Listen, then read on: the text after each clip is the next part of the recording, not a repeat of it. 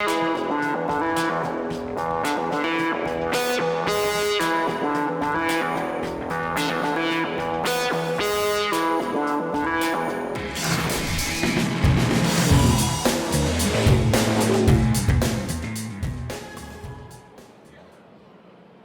right, let's try this again. One more try for the veteran drivers at the front, and we are underway.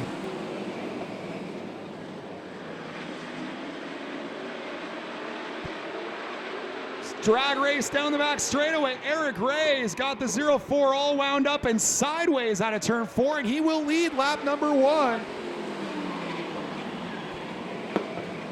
And Lambert is already rocking and rolling on the high side, on the outside of the 59 of Peeler. Ray leads it. Oh, the 9 car loops it around, loop-de-loo. Oh, and collects the 22 of James Shelton, who could not see him in the smoke. And we've got a mess in turn 2 with car 22. Eric Ray leads it on Andrew Peeler. Peeler on the outside. We'll see if he make that big horsepower work on the crate motor of Eric Ray as they come into turn number 1. Whoa. Erica Ray way up the hill in the back while Eric Ray tries to lead this thing. And Eric Ray holds on to the lead, but all kinds of sideways in that crate motor former bomber car as a super stock. Great close racing at the front of the field.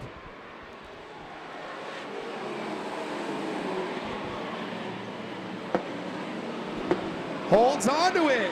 Stays out in front as here comes Lambert now to give him a try. And car 27 slides up in front of Peeler, and he's still in the lead. Eric Ray playing some defense here.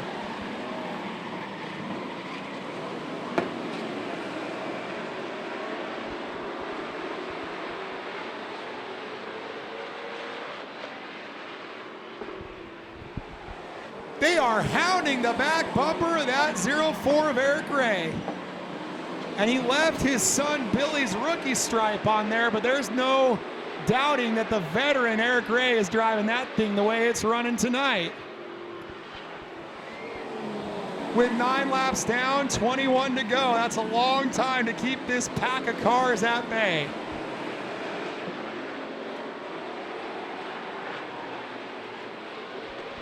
They're 5 cars deep behind Eric Ray, and somehow he's still the leader.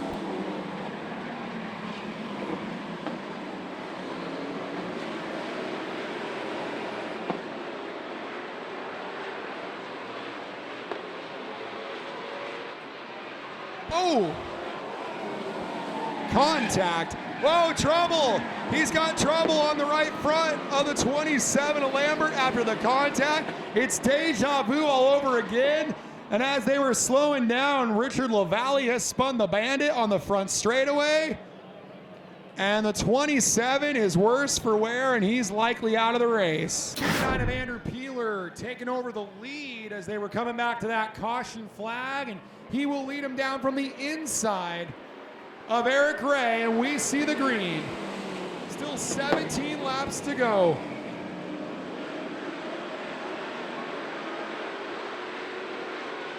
He noses ahead of Eric Ray and is going to lead him down the front straightaway. It's Peeler, Ray, and the 98 of Byron Gonzalez, who's been the hot car the last couple races with the crate motor. Got a couple of crate motors second and third on the racetrack. Good battle here for the 5th spot as, whoa, Walters and Lambert get all hooked. Walters and Latimer get all hooked up on the front straightaway, and Latimer cut down his tire trying to race him off the wall there. And Latimer's going to limp it to the pits, and he is out.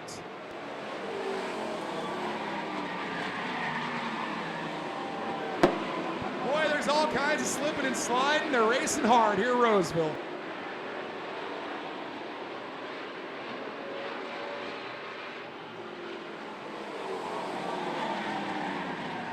Top 4 cars have not really separated a whole lot. This is by far the best performance we've seen from a former bomber-style car with the 04 of Ray, right in the mix, and he's showing why he was so dominant in that class with the 602 crate motor, and that's an open motor for Peeler. Couple of 602 crates, now they're battling themselves, and that's going to allow Peeler to pull away here on lap 19.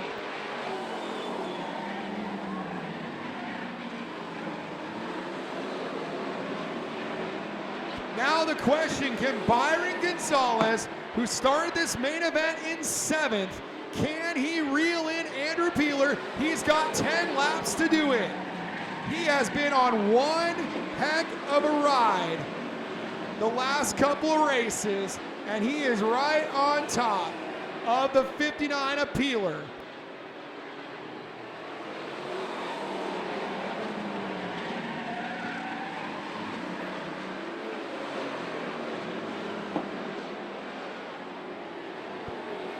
Gonzalez to the outside of Andrew Peeler, couldn't quite get it done. Now 8 to go, he thought about it. And they are right on top of each other. Their lap times are virtually identical that time around.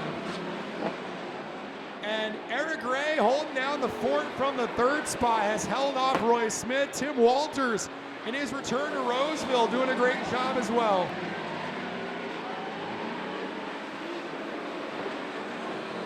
Now to the inside goes Gonzalez. This is going to go all the way down to the wire, I do believe, race fans. Here with 6 to go. I've been watching that 98 of Byron Gonzalez for a long time at Roseville. I cannot remember him driving this hard, this sideways in a long, long time. He's got something to go for, and he's got lap traffic with 5 to go. 5 to go. Byron is on the gas, contact with Peeler, 4 to go. This is going to be a classic here at Roseville. You really can't beat the racing they're doing right now as they're 3 wide in traffic. On the outside goes Byron. That little crate motor on the outside. Can he take the lead, Roseville? He does on lap 27. Byron Gonzalez driving out of his mind tonight. This is why every dollar of that ticket is worthwhile. This is why you have to be here in person at All American Speedway. 2 to go, and Peeler is still right there. Meanwhile, the 04 of Eric Ray has pulled away from the 7 of Roy Smith.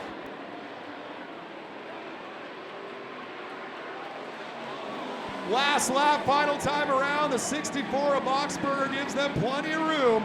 Gonzalez is pulling away. Byron Gonzalez from 7th on the outside wins a very nice main event in the Super Stocks. Gonzalez wins on Andrew Peeler. The 04 of Eric Ray comes home in 3rd. They're going nuts for you up there in the stands. He can hear you loud and clear, race fans. We all had fun. How fun was it for you, buddy? Well, that's what I was going to ask. If anybody out there is having half as much fun as I am, then you guys are doing good. That was great. Did you know it was going to stick when you were coming down the back straightaway? That's always a hope. You never know. After the contact with the 27, wasn't sure if something was right or not, but all you can do is stick it out there and hope it goes.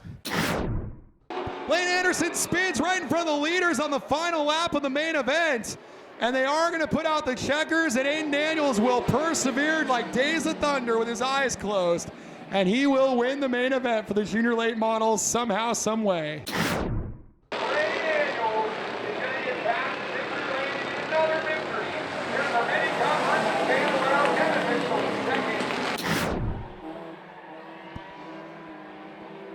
Ray Molina's the leader, but Matthew Foos is up to 2nd already.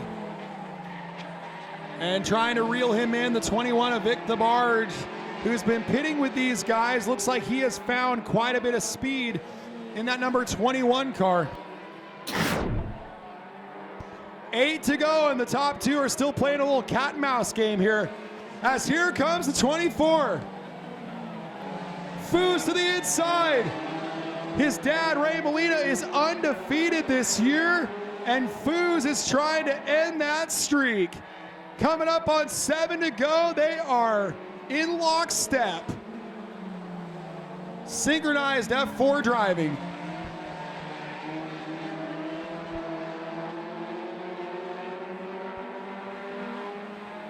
He sails it in there. That contact on the 24 was from the trophy dash, so he's not afraid to go for it.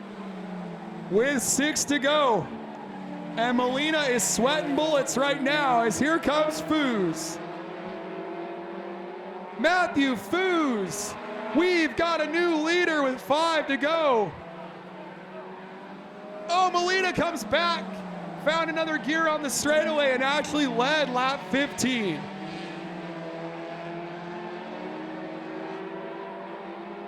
Molina's got the horsepower. Foos has the handle on it.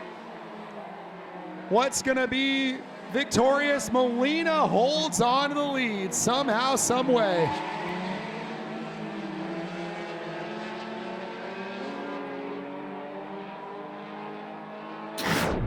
Matthew Foos can't quite close in on him. And out of turn number 4, Ray Molina does it again, 5-0 here at the All-American Speedway. Up through 3 and 4. Romero picks the inside of Scribner. We are green. Now remember, Scribner used the outside to take the lead on the previous restart, and he's going to try to stay up alongside the number 8 of Romero. Aguirre shoves his nose in there and takes the hole away from Scribner. Scribner tried to turn left, but there was a car there. It was the 45. We're 3 wide down the back straightaway just about. But they had to back out of it. It's a bit narrow down there on the high line. All right, racing Jason Aguirre is up to second. Can he claw towards Romero? It's the Jason and Jason race up front. Oh, 48 car Calvin Hedgie goes around in the middle of 3 and 4. Not sure what happened there. Kind of out on top. Green flag flies. Look at the move by Aguirre. And if you've been to Madera, you know the outside is where the crate motors love to thrive. And that's where Aguirre is right now. What a restart by Racing Jason. What a race. He's got that Corbin Cash Vodka Waterford Irrigation Chevrolet on the outside rolling here in Roseville. Trying to fight out with these 2 drivers with these very well-prepared cars, Romero and Das, and Romero scoots away. But Aguirre has come to life. We always say the crate motors do well on hot nights, and that's what we've got right now, a trio of them at the front of the field. And now Aguirre's going to fall back to 3rd, but he gave it a valiant effort in that Corbin Cash Waterford Irrigation Chevrolet.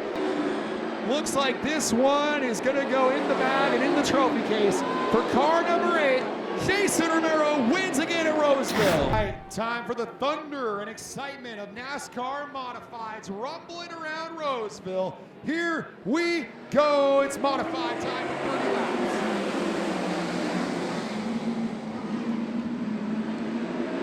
Shala on the pole position.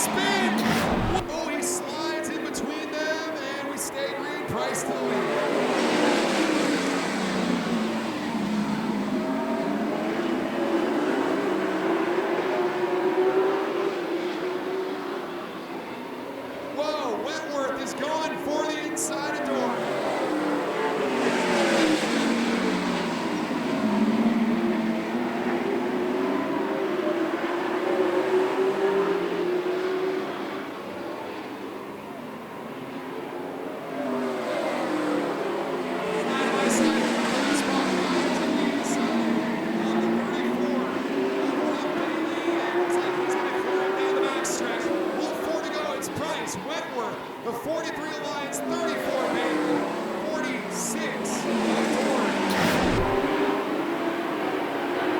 Checkered flag, Chris Price is 2 for 2 in the limited modifieds. Wentworth is second, third for Lions.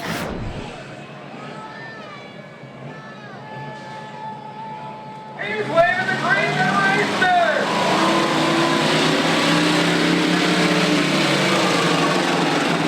Don't see all these trailers are left in the air. Maybe Tim Smith will do one someday.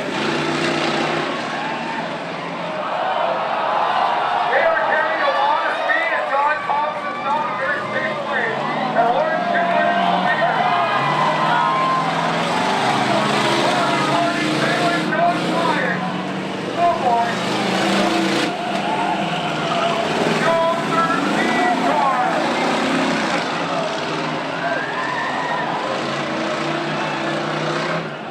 Ken Wingland's boat is over there. He's just got a trailer now.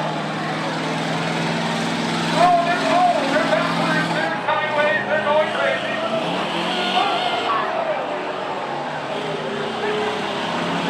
We have a hazard in the middle of the road. It doesn't bother Warren. He's the spooky one.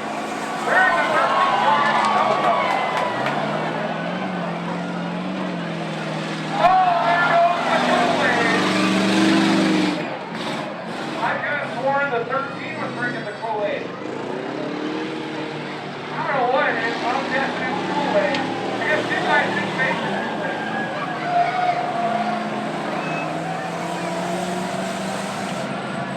Well, I still see a lot of trailers.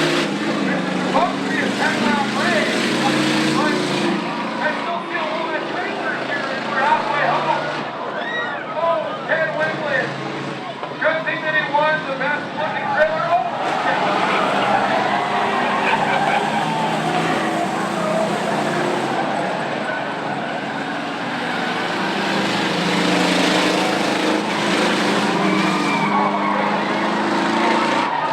Oh, the 32!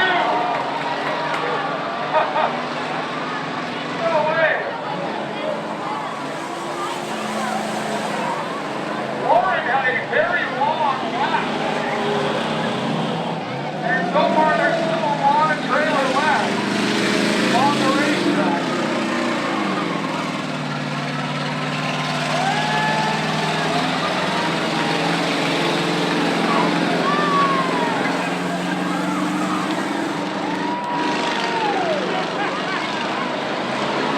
Oh no, he's trying to do the 13.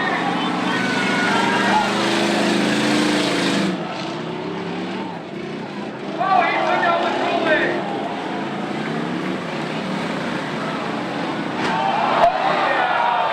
There goes the boat and a trailer and there's three cars down there.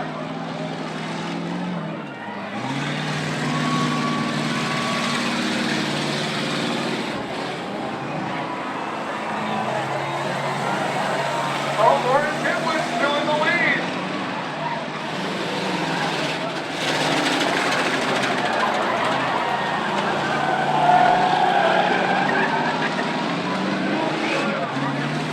Now wait a minute.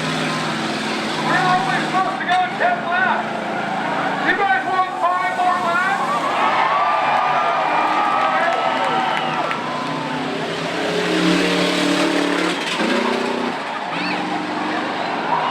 Oh no!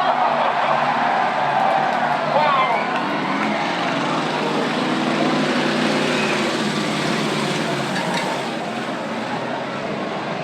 Well, we're side by side. It's like it's a race, the 13 and the 13. And I don't know which of the 13s is the leader of the 13. They've done a pretty good job, and the 32 has lost his trailer. Wow. I thought he was heading straight to the wall. And if this 13, the spooky 13, is leading here with 3 laps to go. Now what happens when two 13s come together? That sounds like a whole lot of bad luck.